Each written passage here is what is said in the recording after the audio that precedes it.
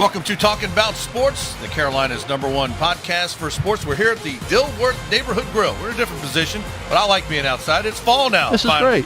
Mountaineer Mike Freer and Kevin Tolbert over here. William Wilson will be joining us any minute. He's a few laps down. Let's just say it right there. He's with Kurt Busch.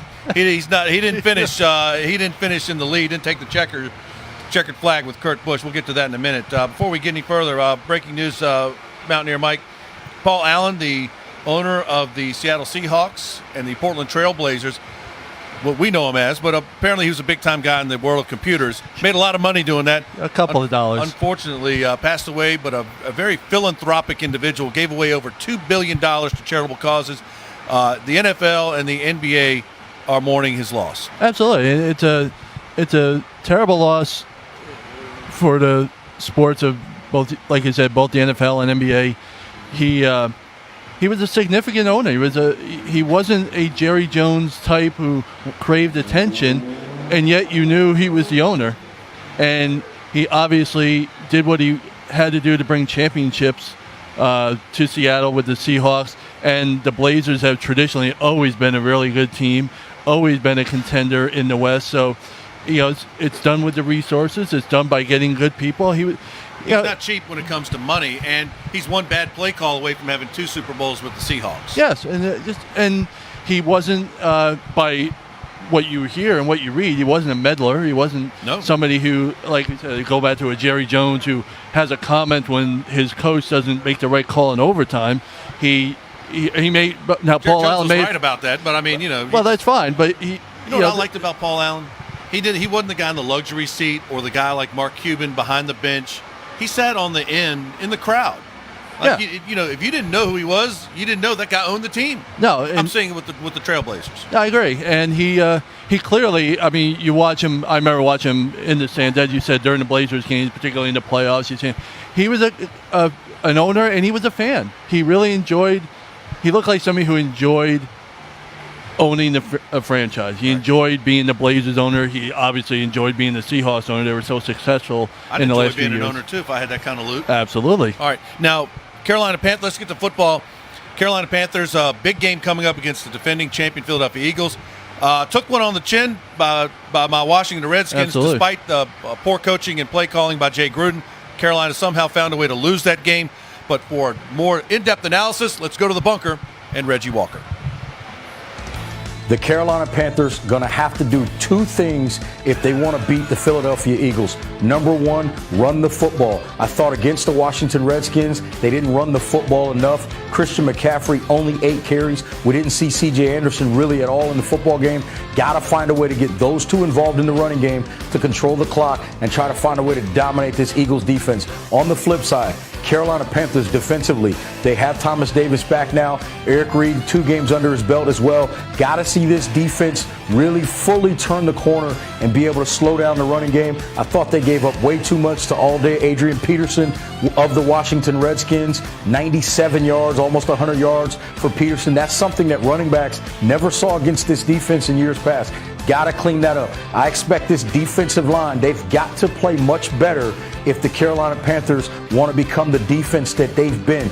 That's the group that we've got to find answers with and expect them to play well moving forward throughout the season. And to add to that, they've got to put heat on Carson Wentz. Wentz does a great job moving around the pocket, extending plays, finding receivers down the field. Carolina Panthers got to find a way to get him on the ground, get hits on him, get him off his spot and rattle him to the point to where he's uncomfortable in the ball game. One thing we always say about great football teams, and really football teams in general, defense always gets on the plane. Defense always travels. As long as that defense plays well against Philadelphia, Cam Newton's efficient in the passing game, which he has been for the most part of this season, and they can get some more out of the running game. To me, I think you need Christian McCaffrey somewhere over 90 yards rushing, and I think you need to add C.J. Anderson, get him to the 40 or 50-yard mark. If you can find a way between those 2 guys and Cam Newton to get 200 yards rushing against the Philadelphia Eagles, I think the Carolina Panthers can come away with a win and move toward being more of a dominant football team in the NFC. All right, great analysis by Reggie. Carolina, first of all, has not won on the road. as you point out, Mike, tough place to go to Philly. You're going to have good cheesesteaks. Be the Pats or Geno's. I like going behind Bankers Row, behind Independence Hall, by the way. And shout out to my nephew, Andrew Davis, from the Lower Merion Police Department. Congratulations to he and his wife, Lauren, on the birth of their son, Colin Andrew Davis. But tough place to play with Philly. Absolutely. Tough crowd. It's a tough crowd. They're the defending champs. Yep. And they coming off a much more convincing win over the Giants than the Panthers can claim. And, Reggie mentioned it, and I totally agree about being able to run the ball. Carolina, we talked about a few weeks ago, no matter who the offensive coordinator is, no matter what the philosophy is, change and whatever, they are still a running team first. It's predicated on the running game, and with good reason. They're very successful when they get the ball. And it's not the yards that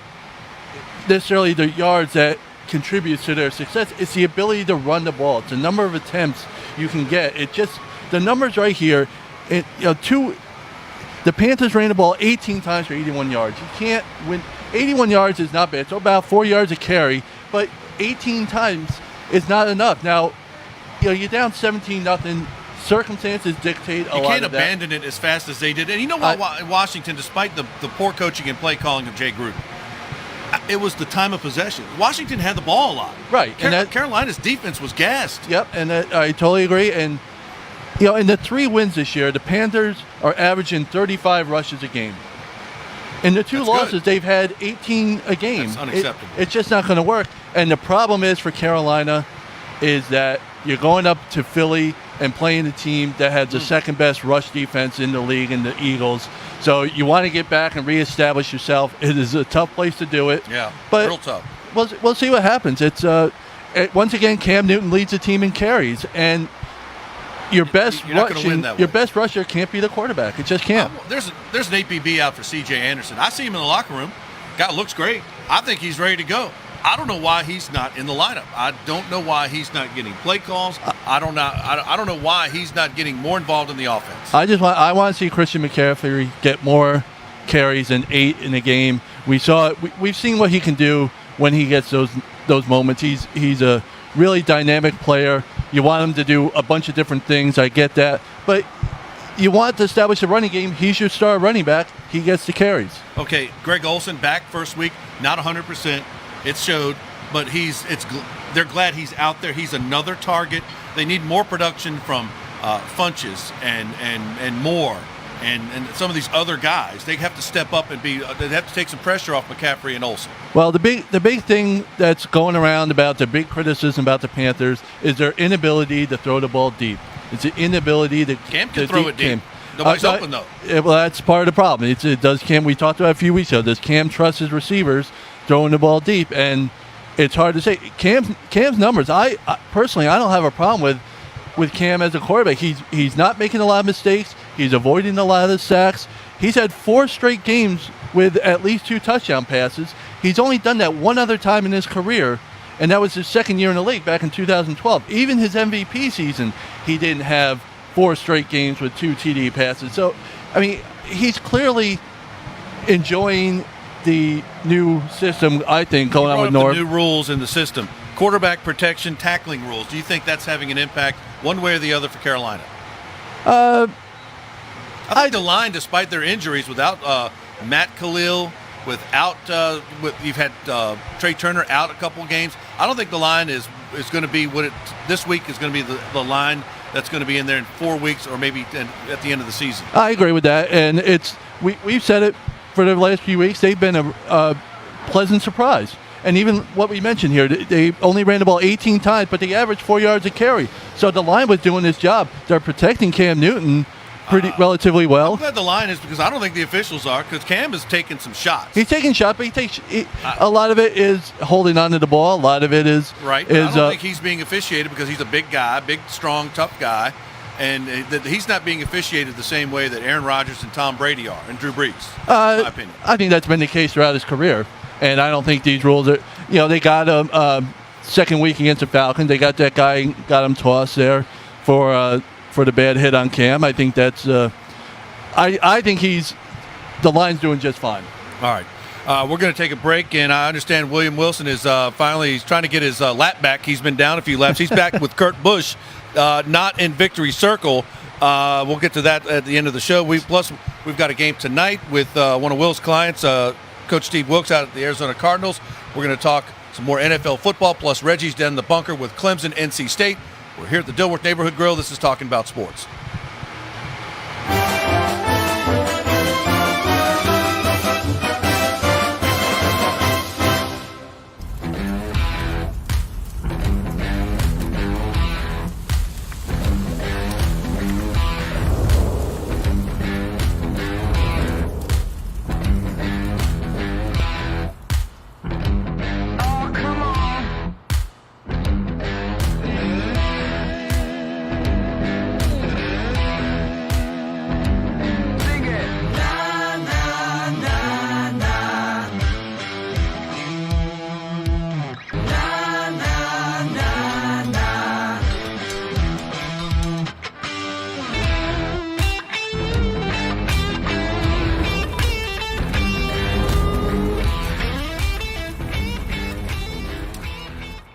At Heslop Wealth Advisors, our goal is to help small businesses develop quality retirement plans for their employees through our Lunch and Learn seminars. We provide lunch and learning tools to help your company succeed and unmatched customer service. All right, we're back at the Dilworth Neighborhood Grill with Mountaineer Mike Freer, finally joined by William Wilson. What, you couldn't pass pre-race inspection? You couldn't get here on time? You had to go the tail end of the longest line? Well, something like that. I actually couldn't get out of the parking deck of my building. One of the benefits of living uptown, you can't get out of your parking deck, so sometimes it kind of throws you off a little bit. Okay, as long as you qualified, you're in the show, so that's good. Tonight, your client, Coach Steve Wilkes, and his Arizona Cardinals looking to get back on track. They're 1-5. I think they're due. I'm not so sold on Denver. I like Case Keenum, but I think the Cardinals they're putting a lot of pieces together. They're starting to evolve. They're starting to adapt to Coach Wilkes' system. I think the defense is there. I just think the offense was set with Rosen, and they have a good running back, Larry Fitzgerald, but they're just not putting everything together. I think it's just a matter of time with Coach Wilkes. Yeah, I mean, the guys, I actually talked to Coach Wilkes yesterday. The guys, they're buying into the system. He hasn't lost the team. The team actually, he's got backing of the management staff. You're bringing in a new regime, those kind of things happen. I think tonight's a good time for things to kind of start sparking a little bit with all of them, and that the team can actually probably pull off another win, go to 2-6. But they're implementing a lot of new things. There's a reason he got hired, because the team was bad before he got there. No offense to Coach Arians, but there's a lot of work to be done. You can't get it all in one season. Exactly. And the thing is, the most important thing, as long as you have your team behind you, buying into your system, they will get better. They will progressively get better, and they will eventually start winning. Yeah, I mean, you look at 2-point loss to the Bears, a 2-point loss to the Seahawks. They lost last week to the Vikings by 10 or whatever. All teams are teams right now. The offense really has their offense is just they haven't had a game with 300 yards this year. Yeah, they're struggling on that end. It's struggling on offense. It's really with a new quarterback and everything. Obviously, new head coach, new philosophy on everything. So it's going to be a struggle if they don't get their offense going. I mean, you got to be able to get 300 yards in at least one game out of 6. Yeah, and when you're playing playoff contenders, perennial playoff contenders, guys who their defense, you don't become a playoff contender or perennial playoff contender without being a really good defensive team. Yeah. You just don't. So now you got a shaky at best offense playing against playoff contending defenses.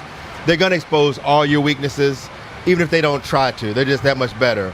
So bringing in Keenum, this whole process together, they're going to get exposed. But getting exposed early allows you to see where your true weaknesses are, not just training camp stuff where you're kind of going easy on everything. So once they start putting together, fill those holes, fill those spots, find out where the problems are. Their offensive line has some problems too. Yeah. They're getting better, but they have some problems too. So when they get all that together, they're going to start winning games. I think they'll start winning them in bunches. Maybe not so much this season. Maybe a few next season, get a little momentum, a little big mo going into it. They got a bye week, I think, next week. So buying all that together, I think they can close the end of the season out pretty strong. This would be a good one because look at the schedule. They do get the 49ers the week after this. They'll have a big rest. That's the only win this year is winning at San Francisco. So they can get this win, get 10 days to get ready for San Francisco, and then you get the bye week because then the schedule after that, you got to go to the Chiefs. You got to go to the Chargers. You got to go to the Packers. You got to go to the Falcons. You got the Seahawks again on the road. Those are tough places to play. for your road games. One at the end of the area year. I think the Cardinals are doing well. Offensive line's playing well with your client and your friend and a guy I think is a friend of mine, Coach Brown. I think Arizona if they can run the ball with their Pro Bowl running back. I think the offensive line has looked well and given Rosen some time. I think that they have opportunities to win some games, but the schedule's not doing them any favors down the stretch. Yeah, I agree. That they got a murderous road gauntlet coming off the bye week. Turnovers are a problem for them too, which most teams that lose, that is a problem. They have 10 turnovers in their 5 losses. The one win they had, they didn't have any, and they forced 5 turnovers. So, it's turnovers and the ability to run the ball we talked about with the Panthers. If you can do that, you got a shot to be successful. You bring up the Panthers. Will, you didn't get a chance to weigh in. What do you think of Carolina and the Washington Redskins? Well, I mean, the Redskins just played better. Despite bad coaching and play calling, the Redskins just got. I think they didn't do enough to lose as much as Carolina did. I'll go that far. Exactly. They did some. Carolina still has some holes. They've got some holes. They got some things they need to fix. They got some places to get better, to be consistent on. And I think sometimes this team has a tendency to kind of sleep on teams they think they can sleep on. They take games off, and I think they kind of they'll come in with fire and brimstone. They win 2 or 3, and I think they get a little comfortable, and then they'll mess around in a team that's just hungry for a win. Because the Redskins, let's face it, the Redskins haven't had a lot to be thankful for this year. You still got the Josh Norman. His whole deal with the Panthers. Norman's not the problem. I didn't say play calling. Didn't say it was the problem. That's not what I said. What I'm saying is Josh still has his beef with the Panthers, so he's still going to play. He's going to play up to a new level every time he's going to play.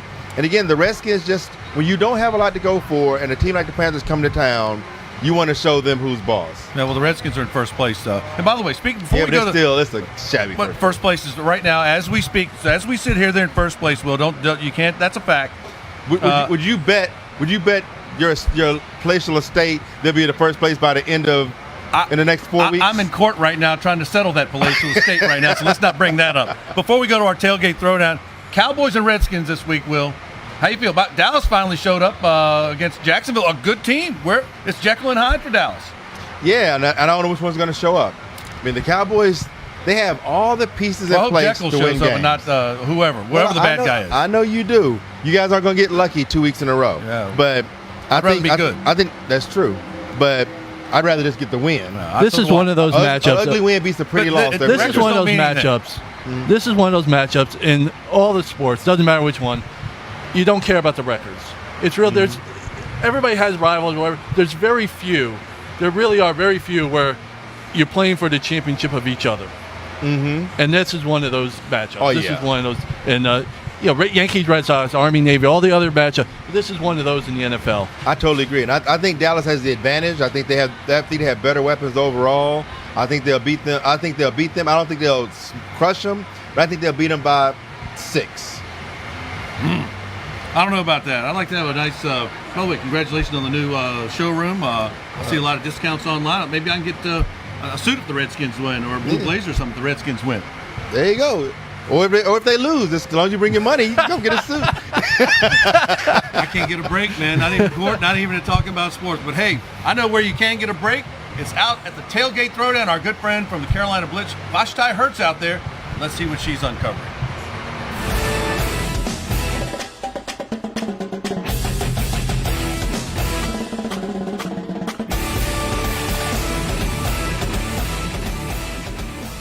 This is Vashti Hurt here with ADSN in Charlotte, North Carolina. We are gearing up for the Panthers versus the Giants. Should be a good game. Looking forward to seeing what Eric Reed will do, getting his first start as a Carolina Panther. Really gives a boost to that secondary on a Panthers defense that is usually built around good defensive lines. But before we get to that, we're here uptown. People are tailgating and having fun. Ready for the tailgate throwdown. Have my man Nick over here. Nick. Hey, how's it going? Tell me, Nick, where are you from? And you look like the grill master. Tell me about this. Born and raised in Charlotte, North Carolina. Hang on, I got to pass my guy to moonshine. Text on that. Born and raised Charlotte, North Carolina. Yeah, I'm out here tailgating. We're going to beat the Giants today because Giants suck. Suck really bad. So what have you cooked? What am I going to be tasting today?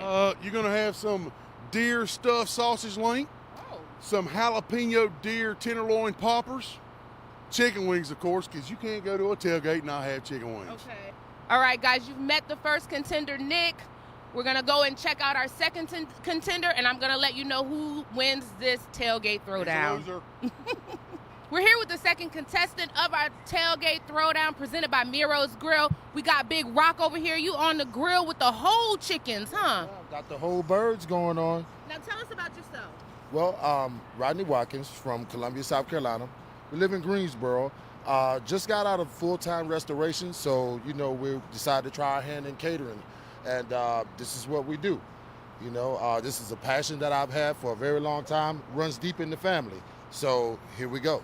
Tell me, now what's the name of your catering business? The name of the business is Big Rock's Roll in Smoke, ROLL-N-Smoke. Okay, guys, we have somewhat of a pros versus Joes. You see Big Rock does this, and then Nick over there is kind of, he has this thing going on too. But I'm ready to taste this. What am I going to be tasting today? We got some baby back ribs with my special homemade sauce, and we also got some whole chickens that I put my special seasonings on. I can't give any of it away. I was going to ask. It's a family secret. Can't give away the secrets. If I do, I have to kill you and put you on the grill. All right, so we're going to get this taste test going. Stay tuned. Get up into overdrive.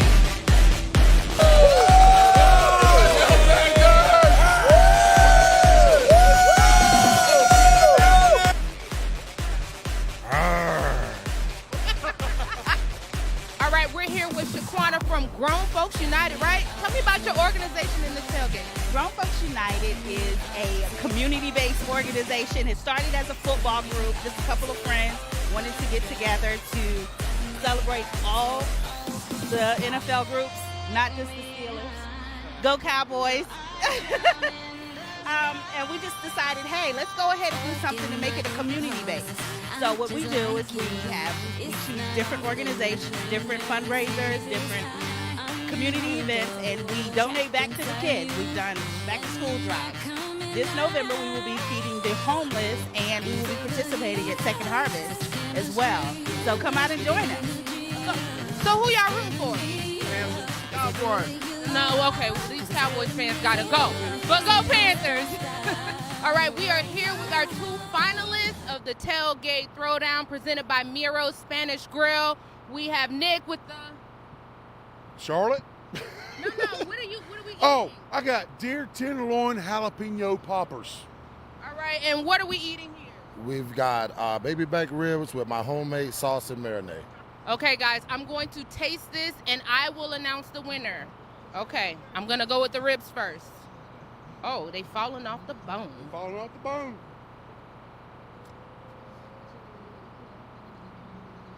My dad used to own a barbecue restaurant, so I don't play about these ribs. Okay. All right, I'm going to finish that, but I'm going to put that to the side. Finish it. Careful. My meat has surprises. Oh, Lord.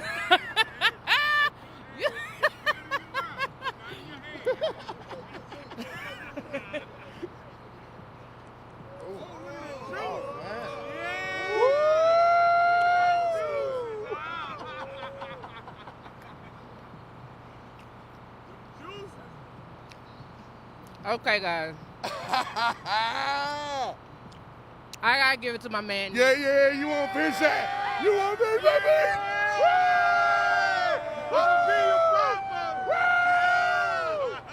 Now let me have one of those. All right, we have our winner, Nick. We are giving him a $50 gift card to Miro's Spanish Grill. Here you go. Thank All right, you. what's your victory? I'd like to thank Kenny Hallfield for killing this deer and getting it processed.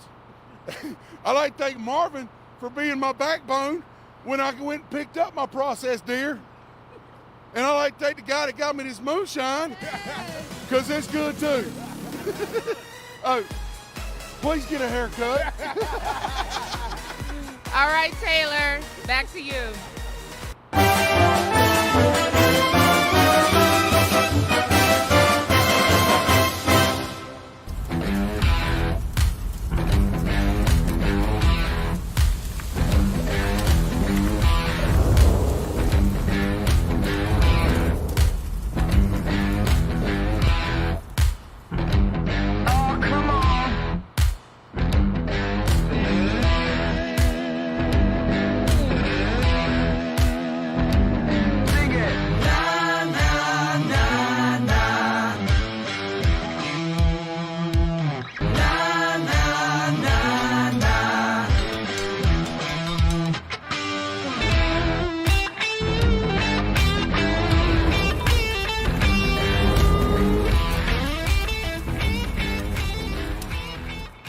At Heslop Wealth Advisors, our goal is to help small businesses develop quality retirement plans for their employees through our Lunch and Learn seminars. We provide lunch and learning tools to help your company succeed and unmatched customer service. All right, we're back at no offense, Coach Dorn. I like their quarterback, like Reggie was pointing out. In fact, let's go to what Reggie's talking about, because I think he points out and backs up, or actually maybe I'm backing up a lot of his points, because maybe I kind of had, we kind of talked a little bit about it, but in any event, Reggie's in the bunker. Let's see what his breakdown with Clemson and NC State. The Clemson Tigers host an upstart, undefeated NC State football team. A lot of people thought this NC State football team would look completely different this year and maybe not be as successful as last year, losing all that talent, particularly on defense. But one thing you got to understand, they bring back the quarterback, Ryan Finley. This kid can pitch it around the yard. It doesn't matter who he's playing against. He's going to find his way to 250-plus yards in the passing game. And this Clemson secondary is not the strength of their defense. The defensive front is, and that's going to be a key in this game. Another key in this game for Clemson, they're going to have to run the football. NC State only giving up 107 yards a game on the ground to their opponents.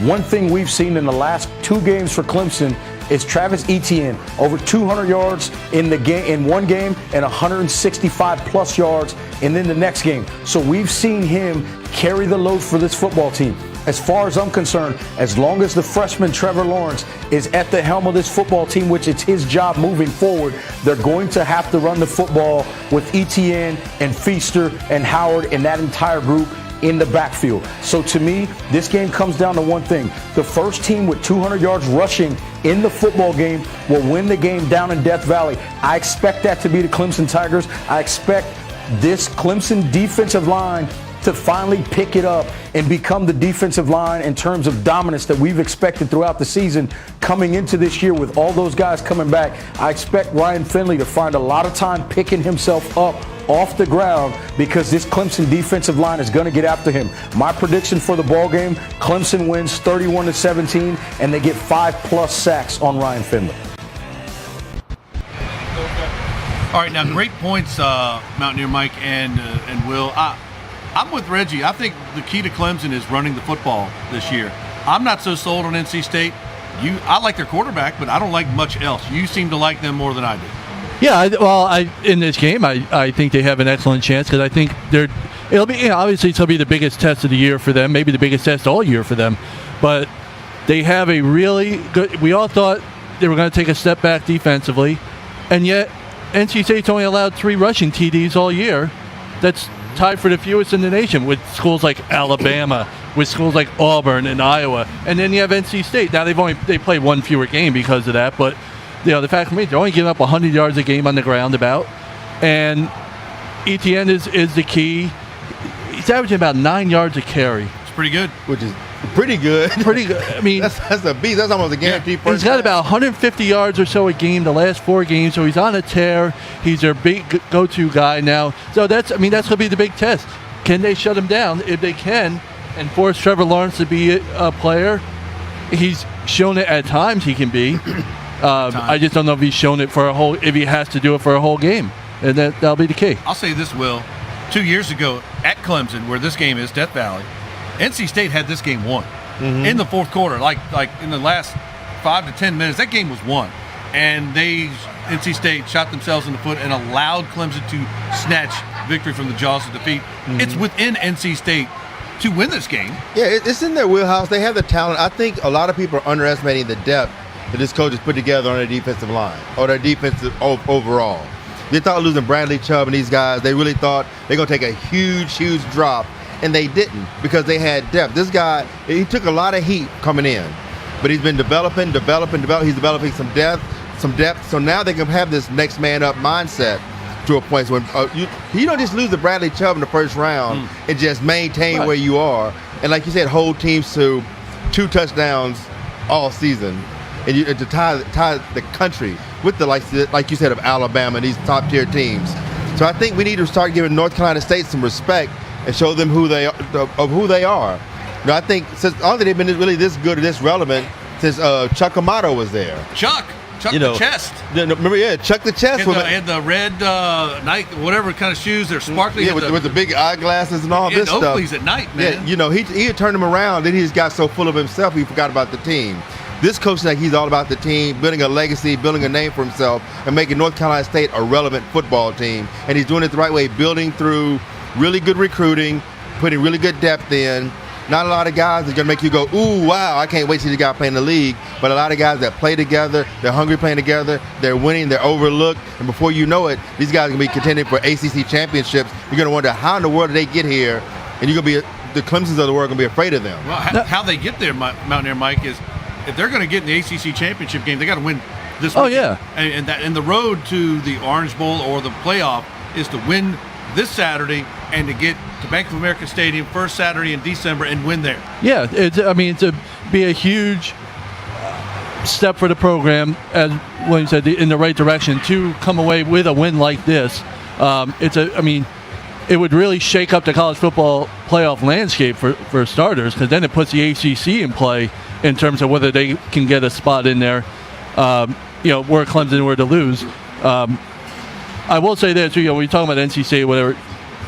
Clemson's defense in week 2 gave up about 500 yards to Texas A&M, and we're lucky to get away with a 2-point win. Mm-hmm. Since then, they've kind of gotten it back on gear. They're giving up about 220 yards a game, about 3.5 yards a play. So if NC State's going to win, they're really going to have to earn it. I saw Clemson up at Wake Forest, and granted they didn't get tested very much, but their front four, they're too deep on their front four, and their linebackers are as good as anybody, maybe outside of Alabama, and they're not too far behind Alabama. Now, turning to the SEC, South Carolina, give them any shot against Alabama? No. Next question. Right, next. Now, my best friend Kevin Porter has been tuning in. He's been yapping his jaws. One, he's he's Kentucky basketball, then he's Clemson football, so he's one of those. Not bad. But he's one of those guys. But so let's just take this as what it is. And my mom tuned in, so hi, Mom. But he keeps saying, Clemson's come off a bye week, their defense is key, blah, blah, blah, blah, blah. And of course, the Alabama doesn't play anybody. Alabama is so much better than everyone else that no matter who they play, it looks like they're playing nobody. They're just the class of the field across the board. Just, it is what it is. I can't stand the University of Alabama. I'd rather run blindfolded on 77 than rush hour traffic than pull for them. But then SEC schools, when they play non-SEC, I'll pull for them only because of the conference. I hate this school. I don't like Nick Saban, but I have to give credit for greatness. Yeah, Nick Saban is a great coach. And their offense, they have a chance, Alabama's offense, to not just be the best offense Alabama's ever had. If they continue this pace, which you figure it probably will die down a little bit as the competition gets better, either in the SEC title game or the college football playoff, whatever. It has a chance to be the greatest offense in the history of the SEC, which is really some of the numbers they're putting up. They could be the first team. They're on pace to be the first SEC team, or the first FBS team, to have 100 touchdowns in the season. Yeah. Oklahoma had 99, I think, in 2008. They're at 50 right now. Now this is where I will agree with Kevin. College football. I don't think college football is what it used to be. I think they're so top heavy now, and the top heavy teams protect their schedule so much to not play against other top heavy teams or the top heavy conferences, that you can do this. You can run up scores. Alabama could play my beloved Razorbacks and score 40 points on us. First half. They can run. Yeah, they can run. They could play, Bethune-Cookman and score 175 and score 175 points. Bethune-Cookman's getting paid though. Right, but they can score 175 points before the first commercial break. They can do this stuff to pad numbers. So this is where I will agree with Kevin in a way, but Kevin's still salty because Clemson beat them for the. But here's the thing too: Alabama's schedules. Every year their season opener is a tough opponent. They scheduled Florida State this year. Yeah. They didn't know what was going to happen with that. And they play the SEC West every year. Exactly. Which the SEC West, anybody in the SEC, the worst team in the SEC West, which right now is my beloved Razorbacks. They are. I would love to play any other conference in football because at worst we're a mid-tier team. That's how much better the SEC West is than everyone else. What they're doing is exactly what you said right off the bat. You can say what you want about the schedule. I don't necessarily disagree. but they are beating teams so bad. Teams are done in the first half. Tua's number of passes he's thrown in the fourth quarter this year, goose egg. He doesn't see the fourth quarter. At least he's not. He's lucky to see the second half. Yeah. So Speaking of the SEC West, Will, team, the boot games at LSU in Arkansas. The Golden Boot. Yep. LSU, they look good under a guy who I don't know what he's speaking. I know a lot of Cajun guys. My buddy's down in Lake Charles. One of them's our guy down at Aiken from the old Midland Valley Chamber of Commerce Celebrity Golf Tournament. He cooks for us every year. Cajun guy. And I have a hard time understanding him. But even he says he can't understand Ed Orgeron, the head coach at LSU. I can't understand a word the guy says, but LSU looks pretty good right now. They do. I don't know if they got anything for Alabama when they have to play them, but they are looking better. It took a while for them to recover from Les Miles and that whole thing. It took a while to regroup for a new coaching regime. But yeah, they're looking a lot better. They're looking strong. They're recruiting better.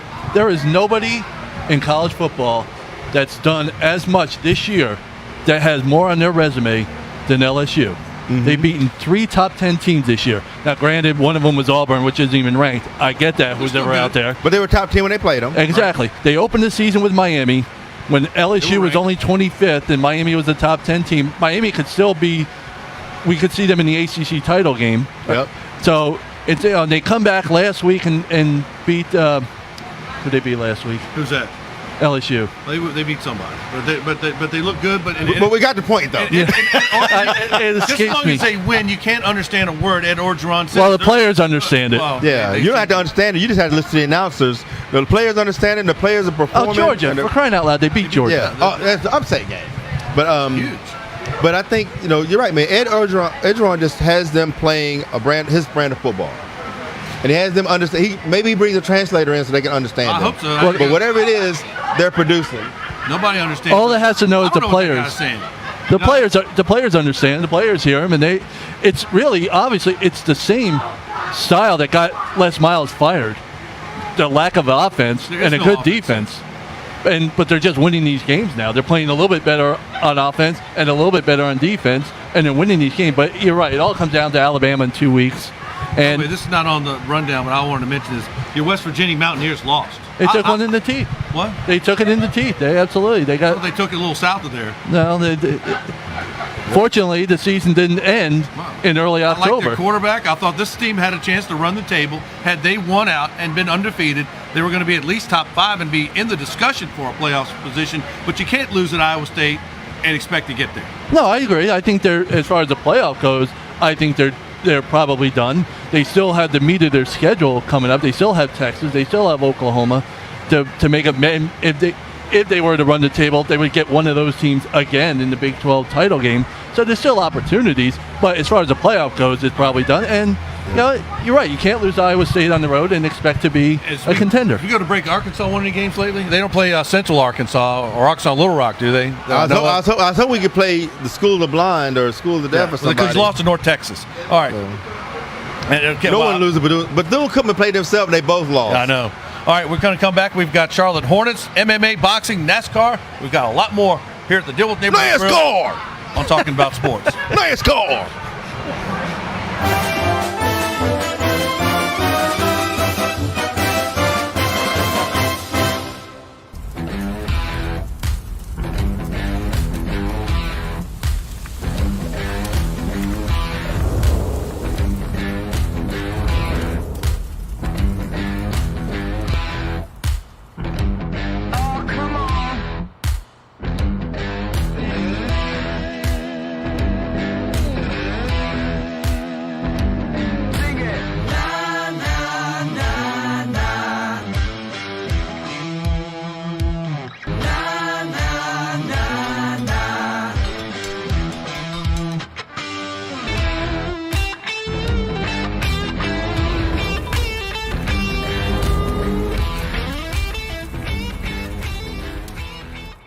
At Heslop Wealth Advisors, our goal is to help small businesses develop quality retirement plans for their employees through our Lunch and Learn seminars. We provide lunch and learning tools to help your company succeed and unmatched customer service.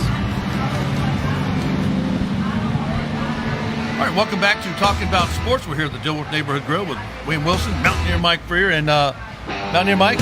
Charlotte Hornets tipped off their season. Tough loss, but a loss nonetheless to the Bucks. Bucks are a good ball club. They were a very good ball club. They're a very good ball club. Playoff team last year. They are freak. He went off. They are, no pun intended, freakishly big. They're probably the biggest team in the league with some of the players they have there. So it wasn't the best of matchups for what the Hornets are trying to do with their new philosophy. They're playing a lot of small ball. You saw it again last night with some of the. At one point they had 3 guards on the floor in Kemba, Tony Parker, Malik Monk, and they were effective doing it. And it just kills them on defense. You think that Malik? You were saying before we went on air, Malik Monk's going to have a breakout year. I just think the guy needs more playing time to demonstrate his skills, to why that John Calipari was so high on him in college, Will. Yeah, I You're agree. a guy from Arkansas. No, I agree. You've got to give young players, when guys come into a league, when they're going from college, going to NFL, NBA, whatever, you got to give them, let them feel you got confidence in them. They're learning the game, they're learning the environment, all the stuff off the court that they're adjusting to. You can't give them the pressure of, well, you're in the game, then you're out of the game. You're in the game, you're out of the game. It's the inconsistency doesn't lend itself to growth. Sometimes you got to go through your growing pains. You got to have some games where you just get your face bashed in. And then you learn how to take those punches. You develop that strong skin. You develop that winning, that chutzpah, if you will. You got to learn the game. Yeah, you learn it. On and off the court. And the speed of the game, it gets better for you. It gets easier for you. Now you can start learning, okay, where do I fit into the game? And the coach can actually see where you fit in to the game against real competition, not just during practice. Now, I'll say, Will brought up an excellent point during the summer. We talked about this during the summer before the draft, and we talked about Malik Monk. And you mentioned the same thing, and I was down on Malik Monk. I wouldn't call him a bust or anything, but I was down on his play during the season. I didn't think he played really well on defense, and that was the reason he wasn't on the court. Mm-hmm. And you brought that up, and it made me think about it, and it was an excellent point then. And so I brought it up during the offseason how it was important for Malik Monk to really get some confidence, to do well in the summer league, and then he gets hurt and doesn't play at all. Right. But you saw a guy last night. Now, let's see what he does the next night. Let's see what he does the night after. But there was a guy last night really confident in his game, really brought a lot of energy on the court, got the fans into it, and shot the ball well. If he can shoot on a consistent basis, this team is going to be really good, because the one thing that this team needs, in my opinion, they need some perimeter scoring help from somebody besides Kemba Walker. Right, I agree. I think the best thing he had with Malik Monk was Tony Parker. Well, I think that absolutely. Because Tony Parker could teach him the game. Tony Parker could teach him the off-court stuff. Tony Parker could teach him about being undersized. He could teach about overcoming all those types of deals. Being a Frenchman playing in the NBA. So he obviously had a whole different set of things to overcome. So he can connect with with Malik Monk on a level a lot of guys not going to be able to. And then you look at in France. And then we're going to pretend he's not talking. But then, so you look at that. Then he's got rings. He's got a lot of rings with a lot of guys. So Tony Parker can teach him how to move around the court, how to do those things. And Tony can see things. If they watch film together, Tony can show him, here's where you get better here. This is where you play a little better here. Play a little better defense here. Shoot the ball better here. Find your shot. Find your place on the court. Tony can teach him those types of things, give him that veteran leadership that Kemba just can't do it. Kemba's a hustler. Kemba gets on the court, he'll play his butt off, but Kemba's not that guy who's going to teach anybody else anything. You can't teach, if you're a hustler, you can't teach other people to hustle ball. Right. So Kemba's not that guy that can really Kemba's always felt like he's got to do everything. Kemba can't even teach you how to have confidence in your team, because Kemba doesn't have confidence in his team. So he's not going to have confidence in Malik Monk, where Tony can teach those guys that. What do you think of the style of play of the Hornets with Tony Parker in that second unit, with Malik Monk, Frank the Tank another year, Cody Zeller coming back, Nick Batum, Marvin Williams, and these guys? I think they're going to be better. Nothing against Coach Clifford. I think he's a good coach. But James Borrego, I think, bringing this San Antonio Spurs system, I really think is going to be a better fit for this roster. Well, I'll say this. I know he came from the San Antonio system, the Spurs system.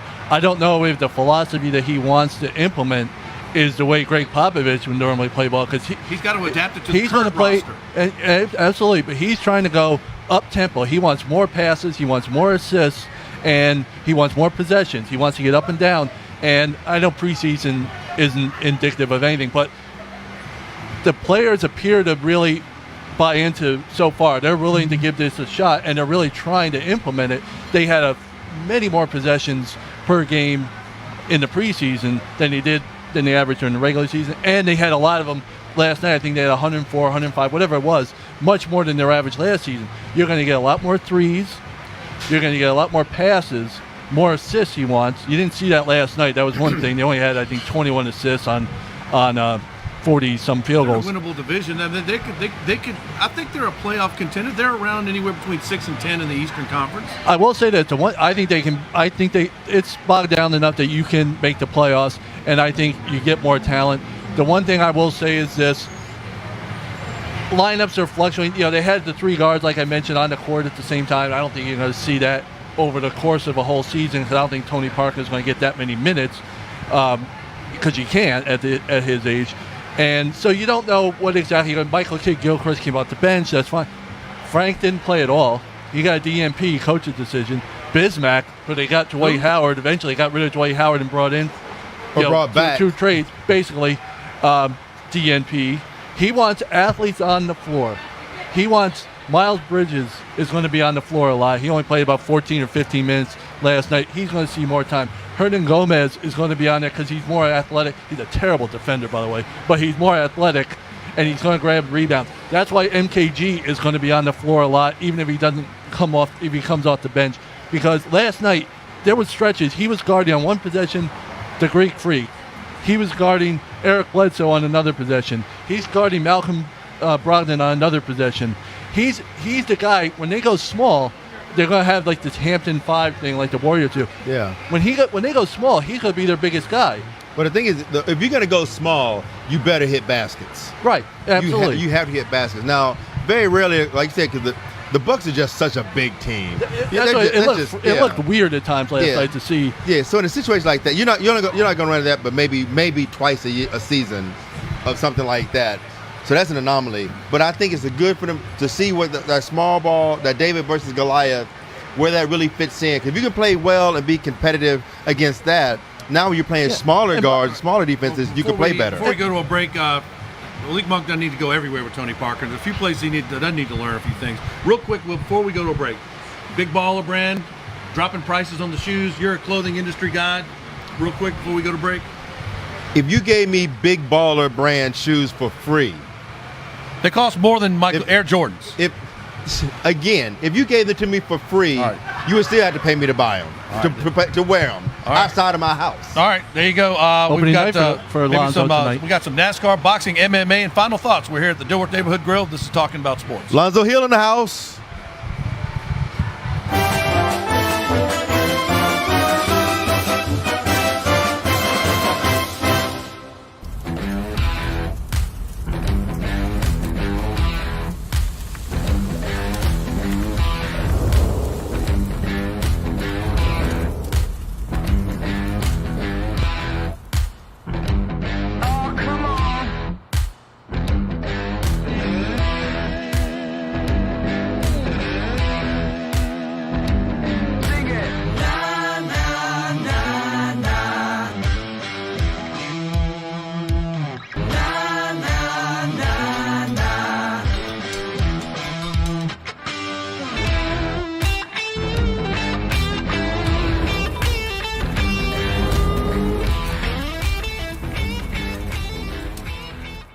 At Heslop Wealth Advisors, our goal is to help small businesses develop quality retirement plans for their employees through our Lunch and Learn seminars. We provide lunch and learning tools to help your company succeed and unmatched customer service. All right, welcome back to the Dilworth Neighborhood Grill with Mountaineer Mike Freer, William Wilson. Will, you were down a lap coming in today. A guy not finishing with the checkered flag who had seemingly everything going in his direction at Talladega, a wild race every time they go out there, was Kurt Busch, your guy, the guy you always pull for, the guy who had it right there for him. And here it is, I'm telling you what's going on, and you say, oh, you ruined it, I had it on DVR, I was coming in late. Yeah, the NHRA guys were in town, so I was there with them, and I had a lot of other stuff going on, so I didn't get a chance to watch it. So I was watching my DVR, and Kevin just tells me at the end, it's all good. It's all good, though. But, yeah, I mean, NASCAR needs to be consistent because right now they are consistently inconsistent. You guys keep talking. If Chase Elliott was we got food coming in. We got some kind of action We got over some here. chicken wings. We got some pizza. I'm gonna try not to fumble. But if Chase Elliott had been leading that race watch your phone, Will. on that last wreck, caution would have came out. If Ryan Blaney, caution comes out. If it's Kurt Busch, caution doesn't come out. Why is that? You know, Kurt did some things that upset some people very, very early on in his career. He was cocky. He was brash. That was a long time ago. Right, and it is. But some old people just have that mindset that they're going to just always hold something I just against can't you. see. Here's Kurt Busch leading. It's a fuel mileage race. Stewart-Haas Racing. Kevin Harvick's already gone to get gas. Mm-hmm. Clint Boyer is right there with him. Mm-hmm. And what's Eric that? Almirola. Eric Almirola is behind Kurt Busch. So gas is really important. Mm-hmm. You had the wrecks, and the track's ready according to Kurt Busch. Yeah, the track They take was an ready. extra lap. They take they're in the overtime, green white checker. They take the white flag, so meaning the next flag it's over. Yep. A wreck between turns 1 and 2. And there was a bad wreck. Yeah. And I think some emergency crews were dispatched, but NASCAR did not throw a yellow flag, meaning that the race was not frozen at that point. And it should have. I think Kurt had a really good point. I know there are times when NASCAR doesn't. I don't know what they use as criteria to figure out whether or not. I think sometimes they depend on who's on the lead or how can they make this really exciting race boring. Because there's always like somebody will bump against the wall at Darlington. 17 people are bumped against the wall, nothing. And then somebody bumps against the wall, caution comes out. And they need to say, if this happens, this happens. If it doesn't, it doesn't. So the fans know, so the drivers know, so the crew chiefs know, so everyone knows what's going to happen. Because sometimes when these big wrecks come out, the first thing the spotter says, hey, there's a wreck, slow it down, because they expect the caution coming out. So you tell them to slow down so they don't wreck each other. Right. So these guys, I've seen guys slow down and they need cautions coming out because the guy's spinning down the backstretch, and NASCAR won't call a caution, and the guy loses 4 positions on the track. The last thing you want in your sport, and the NBA knows this just because the officiating they call it this, is you don't want your integrity called into question of the league, because it was called into play. Kurt Busch pretty much called him out in his post race. He was measured, I would say, in his post race commentary. Yeah, 10 years ago, Kurt would have been a lot more colorful with how he would have said that. Anyway, he called it out. I agree with Kurt Busch. I think they could have taken started a lap earlier, and I think maybe they could have called. I like a competitive finish, race to the end. Kurt Busch ran out of gas going down after turn 4, and Eric Almirola, Stewart-Haas Racing, he says he's never been more confident in his whole entire career, and I have to say, it's easy to be confident when you race for Stewart-Haas Racing these days. Oh, yeah. It is. You race for Stewart-Haas, you race for Hendrick, you race for Joe Gibbs or Penske. If you race for one of those 4 teams, yeah, you got the best equipment in the sport. If you're at one of those 4 teams, you're racing against 16 guys. Smithfield sponsorship doesn't hurt. They got a lot of yen. That's it. Well, everybody as a primary sponsor has a lot of money. But the thing is, you can have a lot of money and be with a garbage team. Yuan. What do they use in China? Yuan. Something like that. That's what Smithfield owns. Anyway, back to what we're talking about. About the important They stuff. own Smithfield. Because Kevin trying to get us, brought by sports, I'm sued by just saying somebody. this. So all I'm saying is, when you're playing, there's only 16 guys in any season that can win a championship. The guys race for Hendricks, Penske, Gibbs, or Stewart-Haas. Right. That's it. Everyone else is racing for just hope they can make the chase, and that's their Speaking season. of Stewart-Haas, this week in Kansas, I think it's Clint Boyer's home track. He was right there. I think Clint Boyer is due. Doesn't mean anything. Martin Truex does historically well at this track. I think it's between one of those 2 guys. Who you like? I think he's going to come out as Stewart-Haas. I think Kurt's pissed. I think the guys that raised Stewart-Haas Racing, his team is ticked. I think they're going to be really, really focused on what they're doing. But again, it's one of those mile-and-a-half cookie-cutter tracks where anything can happen. You got anybody you're going to root for or you think could win? Kyle Busch. Okay, I usually go with him, but I'm not going with him this week. And who do you like? Because I said that? You going with Kurt again? I'm going to go with Kurt till he takes on win. But Kyle's a good choice. It's hard for me, but I'm going to go with Truex is the guy that historically wins there, but I like Clint Boyer because I think he's due, and I think he's been racing hard. His crew is dialed in. I really like Clint Boyer this week. Another William Wilson client. There you go. Clint Boyer is? Yeah. All right, I like that, man. Final thoughts, Mountaineer Mike, what do you got? Going back to college football, we're going to stay local here for a second. I want to talk about the Charlotte 49ers. Not much to say lately. They're 3-3 this year. Okay, well. And last year they were one of the worst teams in college football. They're 1-11. Every week was an embarrassment. They were getting beat down every single week. They're 3-3 this year. They're probably, for all we know, this could be the end of their winning streak at 1. But to me, when I watch them play and I see the numbers, they're definitely an improved team. They brought a lot of guys back. So I know Brad Lambert got a lot of heat. Is he safe? Well, if they improved to say 500, they get to 6-6. Why would you want to let him go? He just took a team that was 1 win to 6. Because he built that team that was only one win. He's been here like 5 years. They're all his players. I still think Ruffin McNeil or Mike Minter would be a better choice at head coach for the Charlotte 49ers. Will, what do you got? We kind of cut Mike off. No, I'm just saying, pay attention to him the rest of the year. They got some tough road games the rest of the year. They're at Tennessee. They got Marshall. They've had some big losses. They got beat down by App State. But keep an eye on the rest of the year. See if they can get to 500. They've never had more than 4 wins in an FBS season. So let's see if they can keep it going. Okay, well, I think the fact you said they got beat down by App State should let you know what the coaching change should be coming at the end of the year. But my thing is, I want to give a shout out to the G League for giving these guys a pass to the NBA and saying, let's not play this one and done nonsense, this garbage. You want to come through this way, give them $125,000 contracts. That's significant money. That's real money. That's real cash.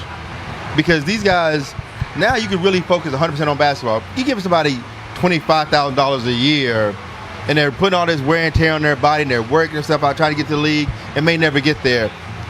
You spent 5 years in the G League at $125,000 a year. You made $625,000. You made some nice little money, kind of set yourself up to do a couple of things. Now you're a true professional athlete, not just a name. Now you can actually do some things with your life. They're making it out to be really a minor league. They're another step towards being a legitimate minor league for the NBA. I agree. It's great. Exactly. I like that they're doing that. I like that they're doing it. I think it's a smooth way.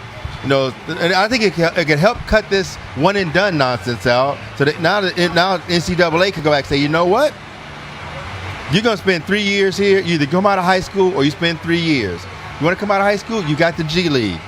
Now you don't have to be NBA ready. You can be G League ready. You can spend 2 or 3 years developing in the G League as a professional, and you're not upset because your guy leaves North Carolina, Arkansas, Duke, Wake, West Virginia, wherever. Now college basketball is better. The NBA is better because they don't have to draft on potential for the big game. They can draft on potential for the G League. All 3 levels are playing better basketball. I think it's good for everything. All right, my final thought goes out to Dirty Dick Slater. Word came down today. He passed away. I traveled with Dick Slater. He was a big star in Mid-Atlantic Championship Wrestling here, Championship Wrestling in Florida, the UWF, Mid-South Wrestling, big star in Arkansas, the old UWF, Bill Watts' promotion, the former NWA, WCW World Tag Team Champion with Dick Murdoch. I traveled the roads with Dick Slater, one of the all-time, real-life, tough guys in the world. So rest in peace, Dirty Dick Slater. We're here at the Dillwood Neighborhood Grill. Thank you for our food. Kevin Tolbert, Mountaineer Mike Freer, William Wilson. I'm Kevin Casey. This has been Talking About Sports. So long for now. Let's eat. All right.